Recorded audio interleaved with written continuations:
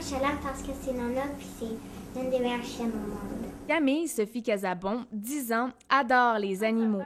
Depuis qu'elle a 6 ans, sa mère et elle accueillent des chats et des chiens mal en point et pendant quelques semaines, leur donnent l'attention et l'amour nécessaires pour les remettre sur pied et leur trouver une famille d'adoption. Je leur donne beaucoup d'amour. C'est certain qu'avec une petite fille qui adore les animaux, puis moi aussi, j'aime les animaux. C'est naturel. Puis aussi, je voyage, j'ai un style de vie un petit peu différent. Alors, on cherchait aussi quelque chose qui nous permettait d'être flexibles. J'aime ça, faire un bon match, leur trouver une bonne famille. Puis ça, c'est ma job comme famille d'accueil. André et Camille Sophie ont recueilli ces dernières années plusieurs animaux victimes de cruauté.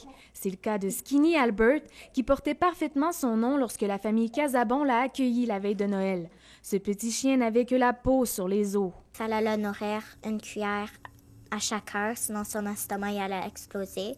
On pouvait comme presque toucher ses os tellement il était mince. Je pense que ça m'a marqué, c'était très visuel, là, sa négligence. On voyait ses os plus que d'autres choses. On l'avait à cœur, puis on voulait vraiment lui trouver une bonne famille. Des histoires terribles de cruauté, il y en a fréquemment à la SPCA de l'Outaouais. C'est sûr qu'il y a un cas en particulier où un matin d'hiver très froid, où j'étais arrivée au travail tôt, il était environ 7h30 le matin, et puis il y avait une portée de chiots labrador, donc ils étaient 8. Ils étaient tous attachés avec la même corde. Ils s'étaient tous entortillés. Et puis, il y en avait un en particulier là-dedans qui était pris dans le milieu. Et puis, un chien qui tirait d'un côté et un autre de l'autre côté. Donc, il se faisait étrangler et il était à l'agonie. Les gens l'oublient souvent, mais la cruauté envers les animaux est criminelle. On peut avoir jusqu'à 5 ans d'emprisonnement.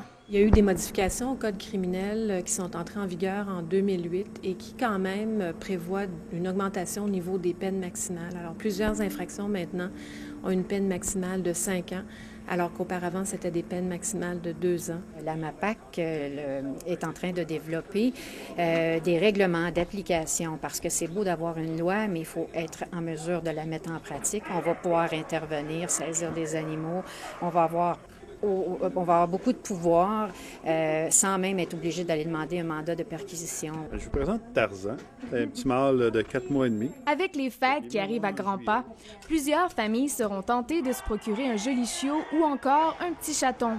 Pourtant, dans les mois de janvier et février, les refuges notent une augmentation importante d'abandon et de retour d'animaux. Chaque année au Canada, la Fédération des sociétés canadiennes d'assistance aux animaux admet dans les Humane Society, SPA et SPCA, près de 200 000 animaux de toutes sortes. Une famille garde en moyenne ses bêtes domestiques 2 ans seulement.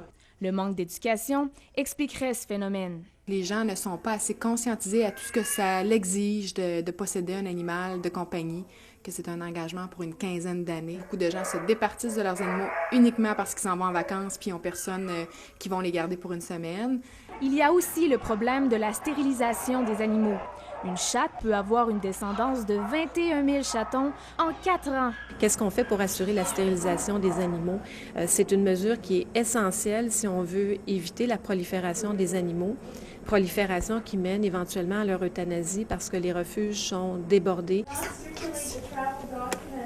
Mais prendre soin de son ami à 4 pattes en vaut la peine. Au bout du compte, l'homme et l'animal forment la plus belle des équipes. Andréane Derry, La Cité collégiale, Ottawa.